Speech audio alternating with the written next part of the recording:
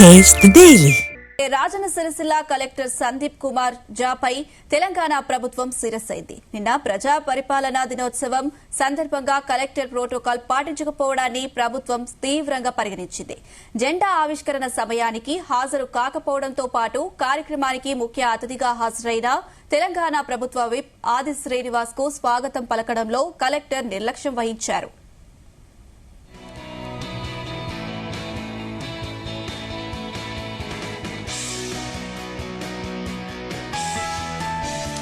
ఈ విషయంపై నిన్న ప్రభుత్వ ప్రధాన కార్యదర్శి సీఎంఓకు ఫిర్యాదు చేశారు ఆది శ్రీనివాస్. ఈ సంఘటనకు సంబంధించిన రాతపూర్వకంగా వివరణ ఇవ్వాలని కలెక్టర్కు నోటీసులు జారీ చేసింది ప్రభుత్వం. అధికారికంగా నిర్వహించిన కార్యక్రమంలో జిల్లా కలెక్టర్ నిబంధనలు పాటించకుండా వ్యవహరించిన తీరును తప్పుపట్టింది. రోజు రోజుకు వివాదాస్పదంగా కలెక్టర్ సందీప్ కుమార్ జా మారుతున్నారని సర్కార్ సీరియస్ అయింది.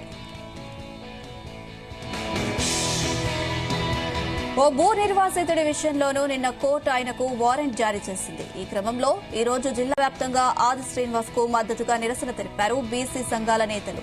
ఈ మేరకు కలెక్టర్ సందీప్ జాకు రాష్ట ప్రభుత్వ ప్రధాన కార్యదర్శి నోటీసులు జారీ చేశారు. సోమవారం మధ్యాహ్నం 3 గంటల్లోపు వివరణ ఇవ్వాలని సీఎస్ ఆదేశించారు. కలెక్టర్ ఇచ్చే వివరణను పరిశీలించి తదుపరి చర్యలు తీసుకోవాలని ప్రభుత్వం నిర్ణయించింది. ఇదే అంశం సంబంధించి మరిన్ని అప్డేట్స్ మా ప్రతినిధి గోపీకృష్ణ అందిస్తారు. ఎస్ గోపీకృష్ణ.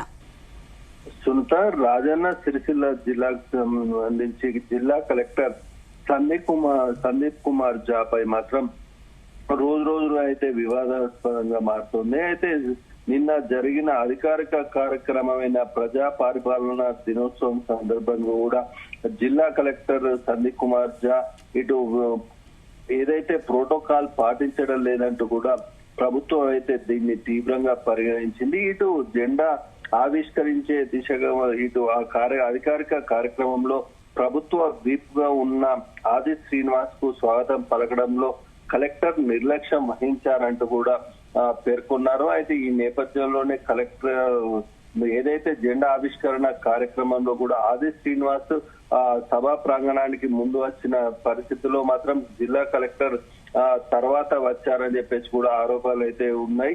అయితే ఈ నేపథ్యంలోనే దీన్ని తీవ్రంగా కూడా రాష్ట్ర ప్రభుత్వం పరిగణించిందని చెప్పవచ్చు. అయితే ఈ కలెక్టర్ సంబంధించి వివాదాస్పదంగా ఏదైతే ప్రోటోకాల్ పాటించకపోవడంతో మాత్రం దీన్ని తెలంగాణ స్థానిక ప్రభుత్వ విప్ ఆది శ్రీనివాస్ కూడా తీవ్రంగా పరిగణించి ఏదైతే సీఎంఓకి అయితే ఫిర్యాదు చేసినట్టు కూడా మనకైతే తెలుస్తుంది.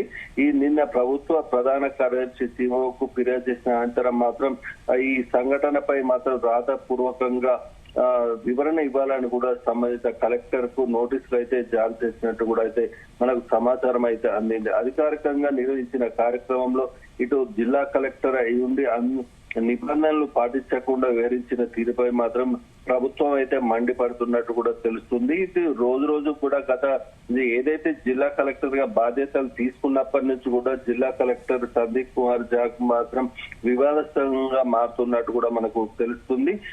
ఈ నేపథ్యంలోనే వరుస ఘటనలు చూసుకున్నట్టయితే ఇటీవల కూడా రాజన్న సిరిసిల్ల జిల్లాకు సంబంధించి మిడ్ మానేర్ ప్రాజెక్ట్ లో నిర్మాణం కోసం అయితే చీర్లవంచ గ్రామానికి చెందిన వేల్పుల ఎల్లయ్య అనే భూ నిర్వాసితుడు అయితే ఇంటిని కోల్పోయారు. ఈ నేపథ్యంలోనే తనకు నష్టపరిహారం చెల్లించాలంటూ కూడా ఇటు సంబంధిత జిల్లా అధికారులతో పాటు అన్ని కార్యాలయాలను కూడా తిరిగినప్పటి కూడా ఎలాంటి ప్రయోజనం లేకపోవడంతో మాత్రం ఎల్లయ్య విసుగు చెంది గత జూన్ నెలలో మాత్రం హైకోర్టుకు వెళ్లారు. ఇప్పుడు హైకోర్టు కూడా పూర్తి స్థాయిలో సంబంధిత ఎల్లయ్యకు పరిహారం చెల్లించాలని అయితే స్పష్టం చేసిన పరిస్థితిలో మాత్రం ఆ కోర్టు ఆదేశాలను కూడా అమలు చేయకుండా వాటిని తేలికగా తీసుకున్నట్టు కూడా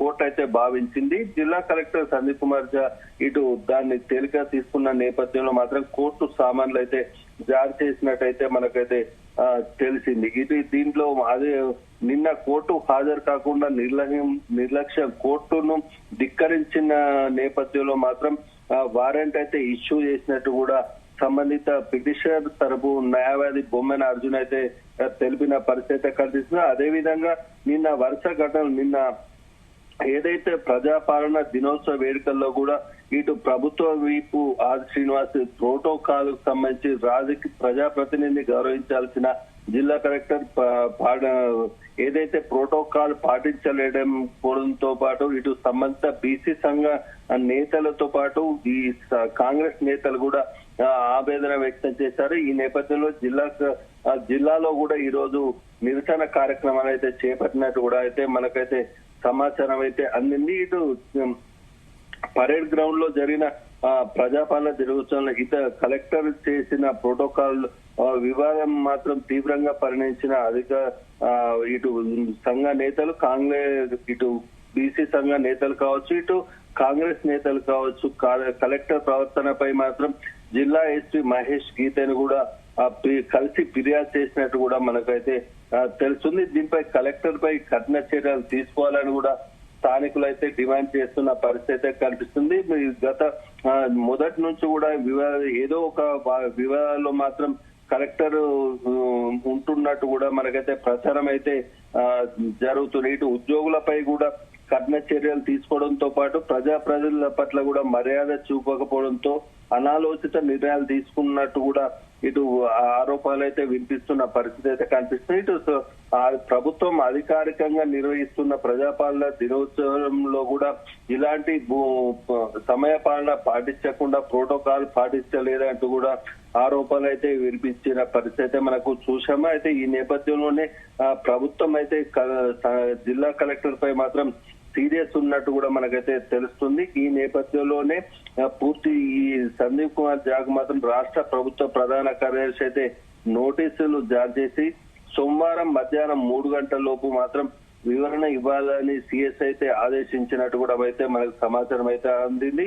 కలెక్టర్ ఇచ్చే వివరణను పూర్తి స్థాయిలో పరిశీలించిన అనంతరమే తదుపరి చర్యలు తీసుకోవాలని కూడా ప్రభుత్వం నిర్ణయించినట్లయితే మనకైతే సమాచారం అయితే అందింది. ఇటు మొదటి నుంచి జరుగుతున్న పరిణామాల దృష్ట్యా కావచ్చు, ఇటు నిన్న జరిగిన ప్రజాపాలన దినోత్సవం సందర్భంగా కూడా కలెక్టర్ ప్రోటోకాల్ వివరణపై మాత్రం ఎలా కలెక్టర్ స్పందిస్తారని మాత్రం వేచి చూడాల్సిన పరిస్థితి మనకు కనిపిస్తుంది. సునీత.